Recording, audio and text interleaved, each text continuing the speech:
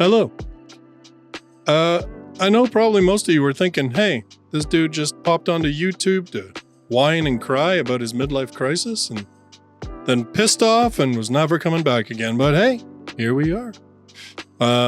In reality, I mean, I kind of did, I guess, but been trying to figure out what I'm going to do, where I'm going to go, what the kind of things we're going to bring to the channel, that kind of stuff. I know in that video I talked about this particular thing, and I'm going to look off screen here. It's the Lore Masters deck from Story Engine, the Story Engine. So we're going to make a story tonight, and I don't know how it's going to go or how it's going to work, but we're going to figure it out. So just to give you kind of a brief rundown, and I'll make myself disappear a little bit. I was going to try and do some fancy B-roll footage, but I apparently currently still suck as a videographer, so bear with me. Anyway, as you can see, there are 8 different card types in this, each of them with a different symbol, a different color, and basically, this is how it works. I do admit I've read it comes with an actual manual. It's not thick, thank God, or else I probably would have given up right there and then. But there is a specific way that you want to use this deck, and I am much more of a learner by doing than by reading. So as much as I've read the book, so I don't look a complete blathering idiot here, there is probably definitely moments that I am going to take a look and see what it's all about. Anyway, so let's get to it. So basically, every card of the first 7 that were colored, there's the 8th ones that are white, has basically 2 sides. So there's a color side, and then there is a white side. And around the edges, you can see there's different words. So like this one, there's like agency, flock, coalition, or state. And that is because this is the faction card. So the cards are faction, figure, event, location, object, material, creature, and then the white cards that look like this and are very similar front and back are what they call modifier cards. And that's kind of where I'm still a little unsure of how these things work, and we're going to figure it out. All right, so anyway, let's get back to the explanation. So basically, they suggest that you start off with faction, especially if you're newer to this whole thing. And basically what you do is you take a card. I'm just going to start from the top because, I mean, it's not like there's an order.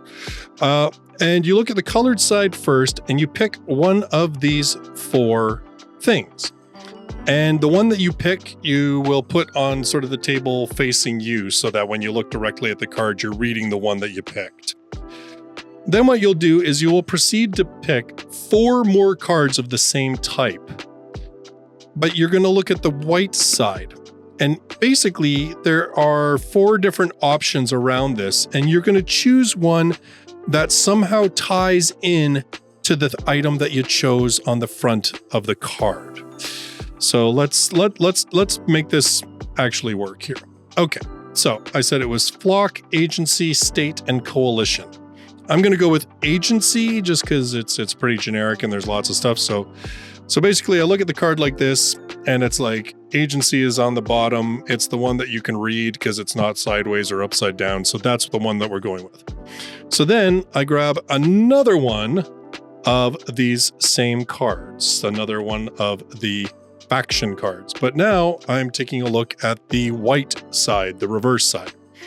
And basically what I have here is taboo involving a location or object, recruit through false advertising, galvanized by an event, or a study or protect a text or document. Okay, so this is an agency. I mean, most of these could actually really work. It's just which one I'm kind of speaks to me most. I don't think I'm going to do the false advertising. I mean, that could go lots of different ways. Taboo involving a location or object. That one's kind of, I don't know, that one's kind of speaking to me. It's either that or the study or protect a text or document. Let's go with the taboo involving a location or object. And actually, this is a good example because what you'll see is at the bottom, I keep looking at my OBS to make sure that it's focusing the way I want it to. You will see that on this choice, we have go the right way, 2 symbols. And these symbols correspond to cards. That's why each of the cards has a symbol on it. So in this case, it is a event and or an object. So basically what we're going to do is, so this is a agency that is like this. And then what we're going to do is, so that we can keep track of this, we're going to basically just tuck this card like that so that we can see the choice that we have. So it's an agency with a taboo involving a location or object. And then we're going to grab another one of these cards because this is the easiest part. There is a lot more stuff to talk about with these symbols. So we're going to take a look at this card. So let's take a look. Frequently work out of a certain kind of location, known for corporal punishment.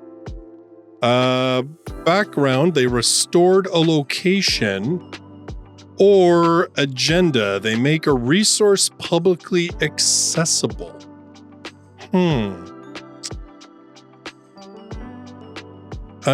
Honestly, the only one that really, for me, feels like it works is the frequently work out of a certain kind of location. And again, it has like the location.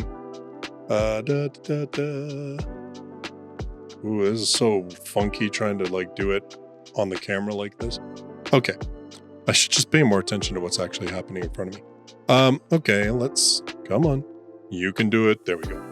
Okay, and once again, you can see that there is a location indicated on here. So that's going to tie into the location cards. But we're going to worry about that just in a moment, because that's the part where I'm going to probably have to read. Okay, let's pick another card of this factions. Basically, the idea is you kind of want to go like 4, so 1 on each side, or if there's one card that you pull and you're like, oh my God, all of these are so good, you can kind of like corner it so that they're like, you can have both. I don't know what's on this card. I haven't even read it, so I have no idea if that's actually like legitimately what I'm going to do, but I'm just saying. Anyway, let's see. What does this one say? Pass on the teachings of a mythical or historical figure, strict or elaborate etiquette, known for charitable work, or founded by survivors of a disaster or event. So what do I have so far? So far I have an agency that involves a taboo, that is taboo involving a location or object. They frequently work out of a certain kind of location. I guess within the organization themselves, they could pass on the teachings of a mythical or historical figure. That could be kind of interesting. I don't want to go too crazy with this where it's like charitable work just does not. Either that or like strict or elaborate etiquette. Because it doesn't even have to be etiquette in the strict sense of like, oh, put your fork on the correct side of the plate. It could be just even that they have like a lot of processes. They have a lot of ritual and stuff like that. Actually, you know what? I think I'm going to go with that one, is a strict etiquette. So that, I think that's what we're going to do. So strict etiquette. Strict or elaborate etiquettes, because I think that kind of speaks to me in that way. All right, and then let's grab our last one here. Okay, and this one, it is a eccentric leader, highly corrupted or corruptible, created or bred a creature, or seek a lost or mythical object.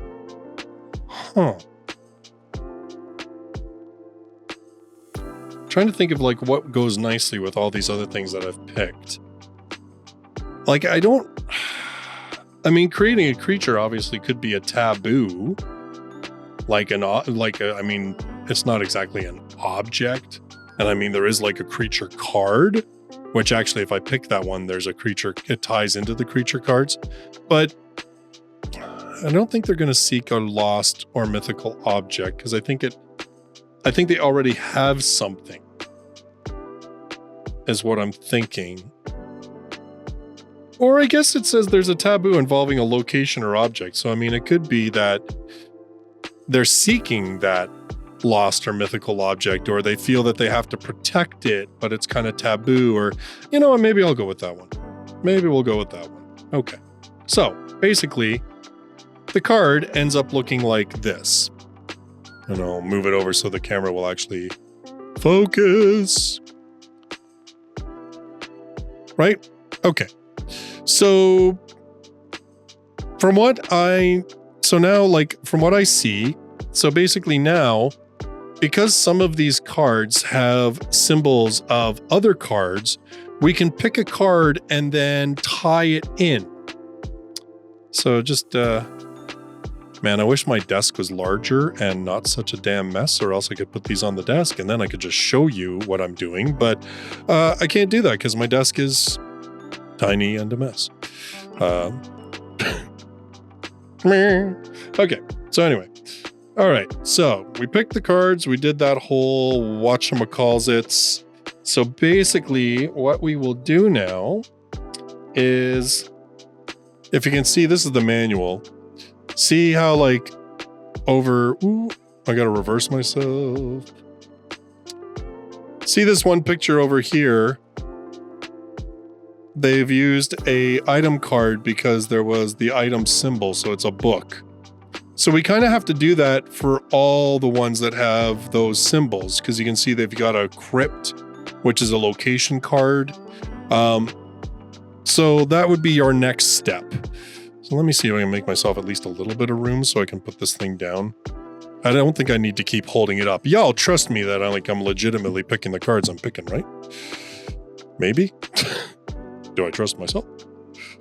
Make them look pretty so I know what they are. Okay. All right, well, I can at least put this one down. So now you can keep this up for about as long as you go. And believe it or not, they even... Where did I put them now? All right. They even have these little things that you can get. They come with the package, I shouldn't say, but I mean just like you can get a hold of the baggie and use them. And you can see like they're little arrows and stuff. And so you can physically lay these cards out and then use these arrows to build paths on how things tie together. I mean, so basically, I know that there's a lot of computer programs out there that kind of allow you to do like mind maps and stuff like that. That's kind of how I feel this is. It's sort of like taking that whole mind map idea and making like a physical product out of it, a physical representation that you can like actually manipulate, hold, etc., right in front of you, but still have that usability of laying out a map. And then they encourage you to take a picture of it so that you can kind of keep track of what you've done. And I don't know if I'll take a picture of this, or if I was trying to think of a way that I could use one of those actual programs where you can sort of put boxes and put topics in boxes. I was thinking of maybe using something like that to help me keep track of all this. But I could probably just do it in a Word document and just put each thing sort of in points and stuff like that. Anyway, if you got any ideas after watching my rambling mess here, by all means, please let me know.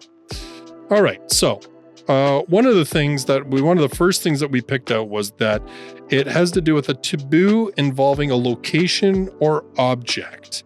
So, and then they seek a lost or mythical object. So here's what I'm going to do. For the taboo, I'm actually going to pick a location because I already I'm going to have to pick an object for the seeking a lost or mythical object. So now in this particular case, when you're sort of tying one of these face cards into another card, you use the colors, right? Because as you can see in the book, oh my God. Eventually, you're basically going to pull them apart to create a new sort of side by side. And then you're just going to build out that information around it, right? Does that make any sense at all? Do I make any sense at all? I don't know. Like I said, it would probably work a lot better if I had multiple cameras and could show you a beautiful desk with all this laid out. But, this is the Justus R. Stone channel. We do things kind of on the cheap and on the messy. Anyway, so this is our... No, that's not right. That's event. What am I doing? There's location, dum-dum. Okay, anyway. All right, so location card. Should have brought myself some water. All right. So a repository, a barrow, an ocean, or a watchtower. It's a taboo involving a location or object. Interesting. And I've got to take another location card for the frequently works out of a certain kind of location.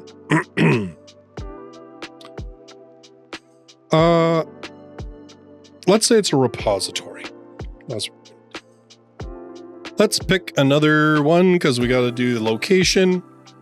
Diner, that makes no sense. Marketplace. Menagerie or caverns. Well, I'm going to put caverns. This will go under the frequently works out of a certain kind of location.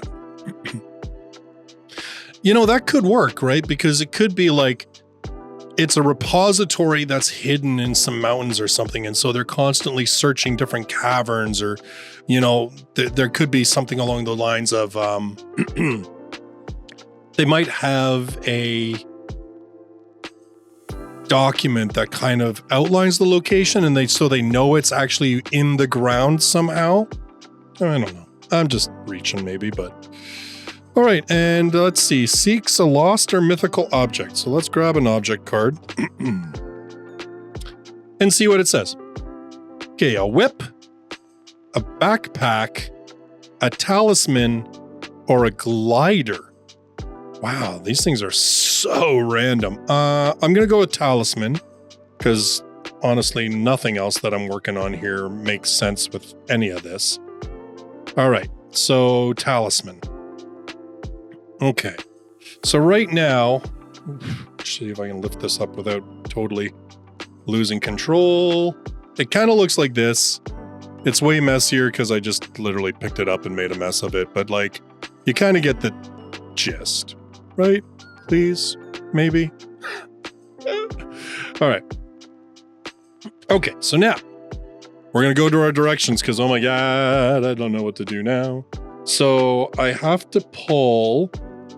So, okay, so I can pull one of these cards out, the additional cards. So like the two location cards or the item card. So I can kind of pull them out. So we'll do the repository. And then what we're going to do is we use one of these modifier cards to kind of like, you can see where they have like the arrows. So you basically position it so the arrows point from the original place where you had it. So our agency and all the stuff that surrounds it. And then you point it down into the repository card. And so this tells us something about the repository. So we can choose from any of the 8 that are on the card.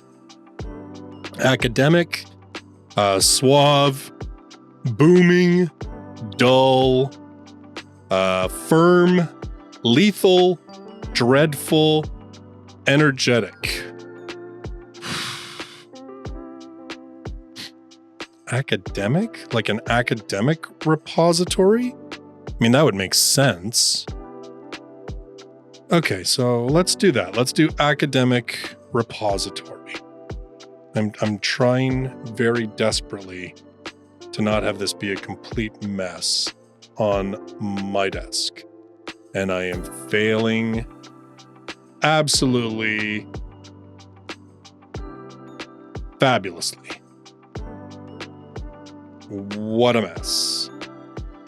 I think these are really cool. I'm enjoying kind of the ideas that it's making me have. But yeah, you definitely need a real honest God workspace. Learn from Justus here. Don't try to do this on a tiny corner of your cluttered ass desk. It does not work that well. But, you know, that's what we got. It's where we're going to be. All right. Okay. So it's an academic repository.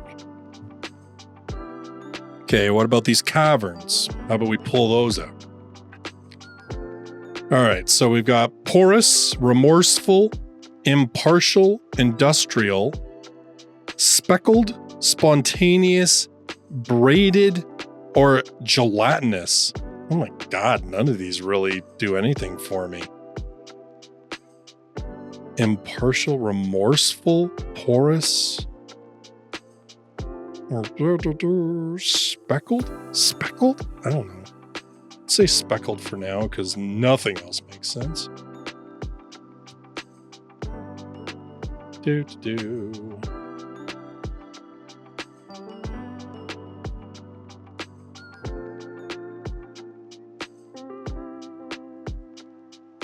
mean, the one thing is it's making my initial one a little easier to manage because it's... And then let's pull out the talisman. And what's that going to be?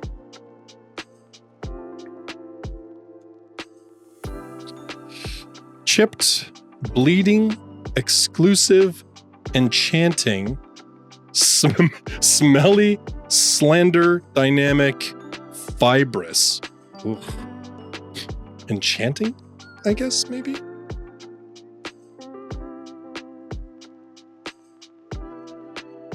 Huh.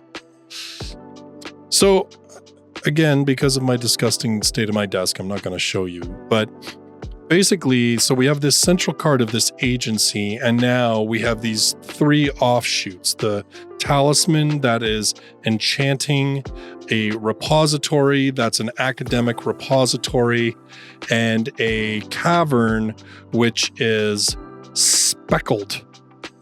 Speckled. I don't know. I don't know what I'm going to do with that. Now I can just pull like... So let's pull a few more of these location cards. Tell ourselves a little bit more about this repository. So it contains a ghost building or landmark. Interesting. Special baths or pools. Ghostly or phantasmic. Or a prison of something or someone powerful. Ooh. They're all like a number of these are pretty good. Not so much the special baths or pools. I don't think that makes a lot of sense. That it's ghostly or phantasmic. So like a haunted academic repository? That could be cool. Okay, that's what I'm going to go. Ghostly or phantasmic. Okay, so let's grab another one here. I mean, these are random. I have no idea what's going to happen. Was created or destroyed using an object. Sits on a threshold between worlds. Oh, I like that one. Burned out during an event. Or full of an extinct creature's remains. You know what? I'm going to sits on a threshold between worlds. That's too good. I can't turn that up. Can't turn that up. All right, let's grab one more. See what we do. All right. Rumored to be haunted by a figure. induces sleep, dreams, or nightmares, showcases a culture's architectural style, or landscape shaped by a creature. So I'm thinking for this one, it's either induces sleep, dreams, or nightmares, or rumored to be haunted by a figure. I kind of feel like the ghostly or phantasmic. I don't know. So right now, the three cards, like, I mean, I've got that modifier, which is like the academic. But none of these cards have links to other types of cards. They just it will dead end basically at this point. And then we'll have to carry on through the other lists. But the rumored to be haunted by a figure does, in fact, have a link to one of the figure cards. So it could be useful to do that because it would give us more growth and expansion. But I'm loving this idea that it's like a repository. Ooh, what if it's a repository of dreams? Oh God, I gotta go with that one. I'm sorry. I don't care if it dead ends this thing, but we got to. That's too good. I can't pass that up. So it's some kind of agency that is frequently working within caverns, speckled caverns. I don't know. Speckled with what? I mean, maybe that's half the battle, but and that there's something about them that it's a taboo that involves a location or object, and it's a location, an academic repository that sits on a threshold between worlds, is ghostly or phantasmic, and induces sleep, dreams, or nightmares. I mean, we can play a little loose and fast with this. Like, you don't obviously have to be beholden exactly. Like I said, when it says induces sleep, dreams, or nightmares, I could just riff off of the idea that it is somehow a repository of sleep, dreams, or nightmares. In fact, that could be something that we riffed off of, and we're kind of like, whose dreams are they, or whose nightmares are they? You know, maybe it's a specific group of people. Like, maybe this is like a dream archive of some lost civilization that literally they found a way to archive their dreams and their nightmares. Because I mean, we could just make the statement that, like, to them, those things were tantamount to describing their inner world, which they felt was so important and would tell the future about them. And maybe for themselves, they felt like they needed to have it and needed to keep it. It might have even been their downfall in a way, because sometimes our inner world shouldn't be externalized. Yeah, man, that could go so many places. They're seeking a lost object, mythic object. So I'm going to go with the mythic object now, because I want to expand that, because we've done a full round of a location. The talisman is enchanting. What else? What else is it? Let's grab another card. And so we're going with now the object cards, but we're using the white side because we're describing this talisman. So it's space distorting properties. That, oh my God, right there. That sits perfectly with the sits on a threshold between worlds. Huh. Transforming or transmuting properties, lost or destroyed an event, or buried with a figure in their grave. So maybe... See, so initially I was like, huh, maybe it's the grave. I'm going to go with that. Buried with a figure in their grave.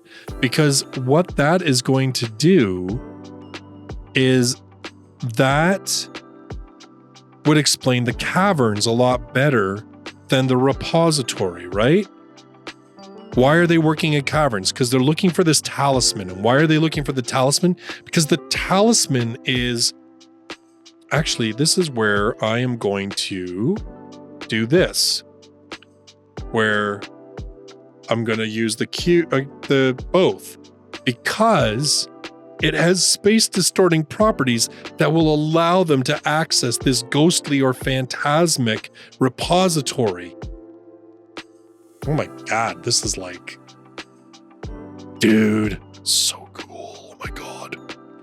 Okay, let's get, let's not get our hearts. We're going to get one more at least. Created as a personal insult. That could be interesting. Forgotten in storage at a location. No, that makes no sense. Matter creating or destroying properties, or luck or fate bending properties. Like, I'm not going to say it was created as a personal insult, because I mean, if the whole point of it is to try and access this repository that was considered important, it's obviously not an insult. It's not forgotten in storage. It's not like the Holy Ark. Come on. Mattered creating or destroying properties. I mean, if we say that this thing can, like, distorting space, it could, like, be used to create or destroy. I mean, maybe not entirely say that it's matter creating or destroying, but I mean, it kind of would work that way. Or, I mean, luck or fate bending properties. That, either of those two, I kind of think would be the ones I would go with. I mean, the talisman being dangerous, like being sort of a tool that could be used to create or destroy, could be really interesting. The luck or fate bending properties, I don't really think it ties into the story that we're building here on large. So let's go with matter creating or destroying properties. And that's going to be in there. All right. Cool. Sweet. Okay. So the only thing that we have left is these caverns. Like, if they have two, what does it say if they have two? Am I supposed to use two or just use one? I am curious. What does it mean?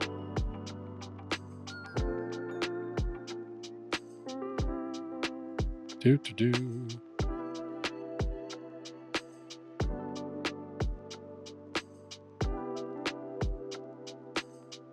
When a link queue contains multiple icons separated by a slash, draw a card for each. Choose a single queue and discard all other cards. So when a link queue contains multiple icons separated by a slash, draw a card for each icon. Choose a single queue and okay. So you don't have to. So you can pick each card from one. So all I did was I chose one, but technically I could have drawn here, like the one that was like a taboo involving a location or object. I could have taken an object and location card, read them both, and then picked one from either one of those. But I just chose to go with location, which has actually worked out incredibly well. So booyah, I'm all good with that. But what it does mean is that the one that says frequently works. No, I like the caverns thing because it ties into the whole like crypt, right? So basically right now, so the talisman one is like this. And you can see that like the whole like it's been buried with a figure in their grave. I can pick a figure card and a location card and choose which one of those options I want. So let's pick a figure card because we have not used a figure card yet. So this one, it is a coach, a seafarer, a believer, or a driver. Well, let's pick a location and see what kind of locations it comes up. Promenade, slum, residence, desert. No, I'm not going to use either of those. So, okay. Let's go with believer because, like, I'm figuring this guy or girl or person I mean, it doesn't even have to be human. Honestly, it could be something else, but we'll go and say they're a believer, because I'm thinking like this is, again, like we don't even know if the person holding the talisman is of whoever created the repository, or they may have been a person who found it because they were a believer, because they followed the path to these people. Like, I don't know. So then we can pull that one out and use a modifier.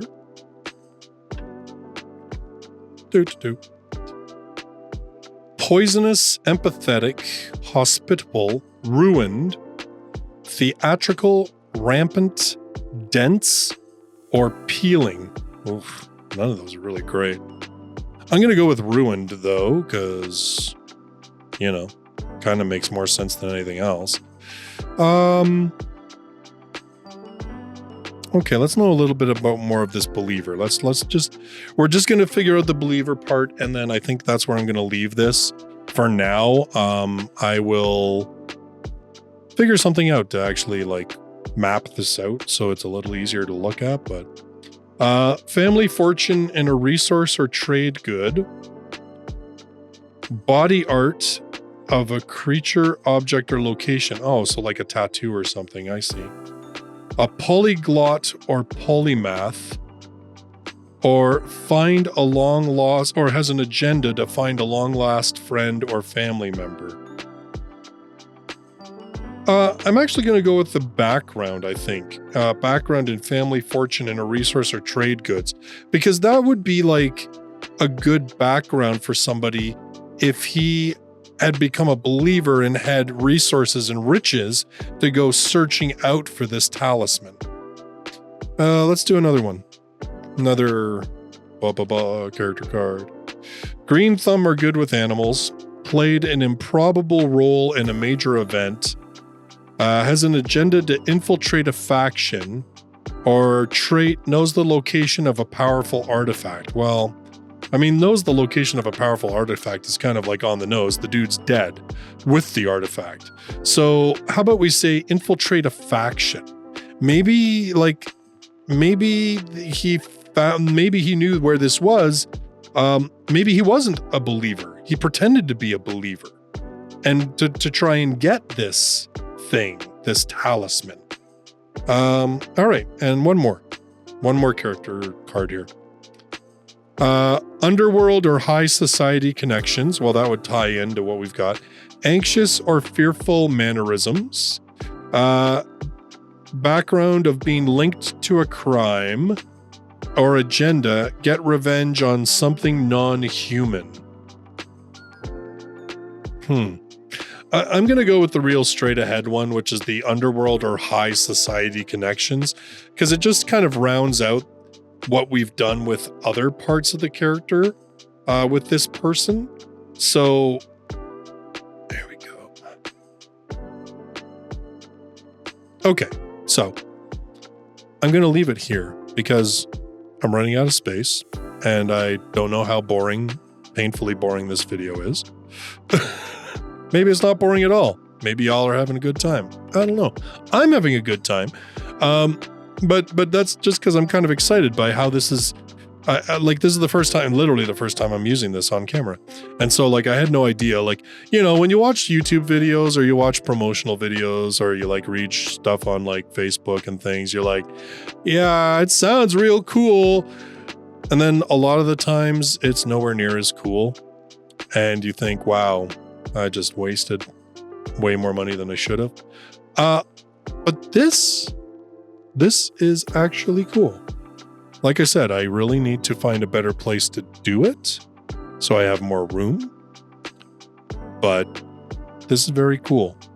So basically, we started off with an agency that they're involved with like some taboo. The trait is that it's a taboo involving a location or an object, which is related to an academic repository of dreams and nightmares that is ghostly or phantasmic and that sits on a threshold between worlds. They mostly are working within caverns, speckled caverns. I don't know what that would even be. Is that a thing? Maybe I'll Google it later. Speckled caverns, seeking a talisman that has space distorting properties and can also like create or destroy matter, which is the key to finding this ghostly, phantasmic between worlds repository. And it is apparently buried with a figure in their grave.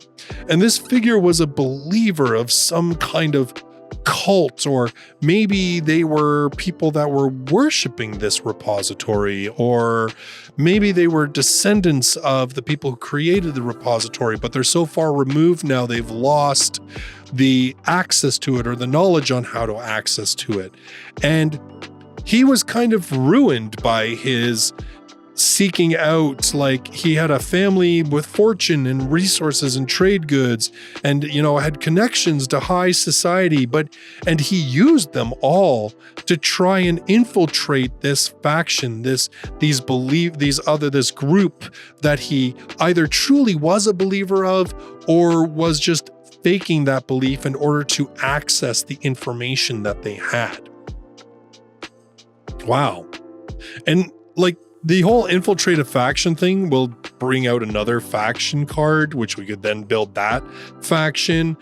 We still haven't fully figured out the whole caverns thing. That could be more. There's still a lot of room to go. But even just this is a pretty big start, honestly. I mean, it kind of gives us like, if we were doing this as a campaign, let's say, our characters could either be involved with the agency or they could stumble upon the tomb of this character with this talisman. And then the agency can either be an antagonist or helpful in a sense, or could then hire on our characters to aid them in trying to find this repository. It could be that there are competing groups looking for the repository.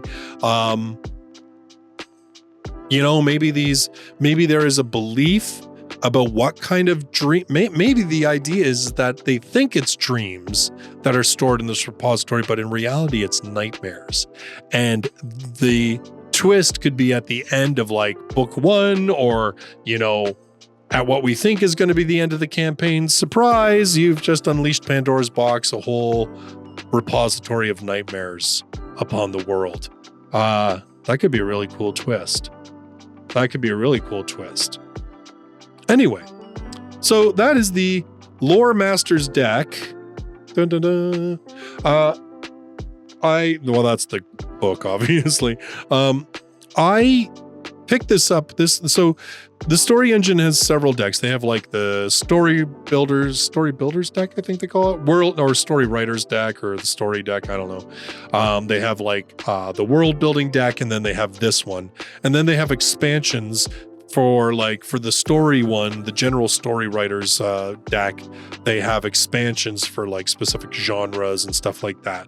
I must admit I was a little tempted to get the horror genre one, but I went with this deck because, as you can see, it has so much stuff that you can build like campaigns or full-on stories, because it has not only things that you can build characters out of, but it also has, the factions, the different factions in the world and everything else.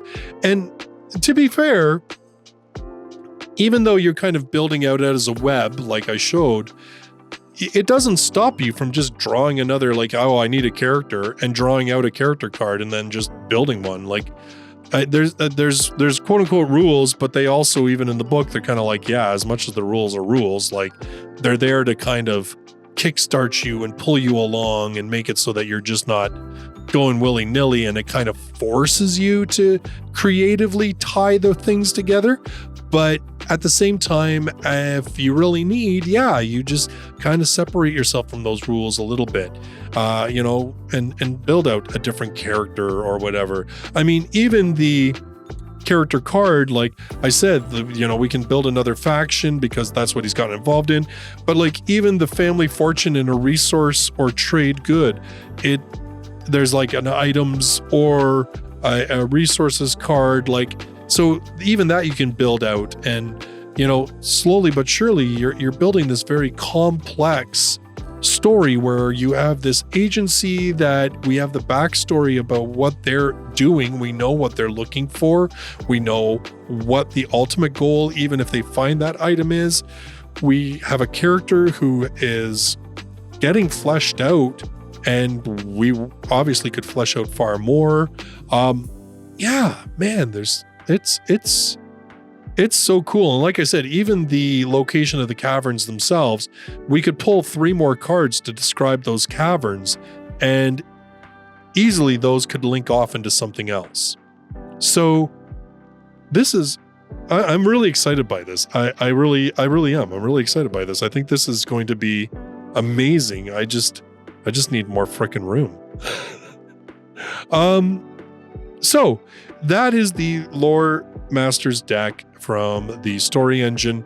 What did you think? Let me know in the comments down below. What do you think? Like I said, like, I know that there are programs that you can kind of mind map, where you could kind of like put a colored box, fill it in with, say, one of these things, then fill in the things around it. So like you're almost building a digital version of the cards themselves, like the layout of them. Or, would it just a Word document with like bullets? I mean, it kind of loses the whole map where things kind of connected to each other, but it'd still be doable. Is there any free programs that you guys know about that would be like the mind maps kind of stuff that would be useful to do this? That would be easy. Like, honestly, if it's a struggle to, set up kind of like this whole thing, I'm not going to use it. I need something quick, easy, lazy, because, that be how life be. So, plus, I really do think I'm going to start drawing, and so that's going to be probably enough mind bending that I need. So, yeah, let me know. Let me know in those comments down below, and let me know what you thought. Is this something you'd like to see me do more of? To be honest, there's lots of other ways to build stories. One that I am going to try and bring here to the channel, do another video, is building a story using tarot decks. That is something that I'm very interested in, to be completely honest. I've always been interested in tarot. I'm by no means any kind of aficionado on them, but I find it interesting. I find it fascinating, all the meanings and ideas behind each of the cards and everything else. So that's one that I'm thinking that I'm going to try and see what kind of story we can come up with, like a tarot deck. Just different ways to build stories, not only for myself, but even for you, if this is something that you think could be kind of cool. Like, yeah. If you've got other story idea building ideas that you have used, I know there are other kind of story decks. I don't know whether they're as good, or there's as much variety. I don't know anything about them. Like I said, this was the only one I was really familiar with. But have you tried other story building decks? Let me know what they are in the comments, and I'll take a look at them. So yeah. Thank you so much for watching this video, and I look forward to seeing you in one of my future ones. Till then, bye-bye for now.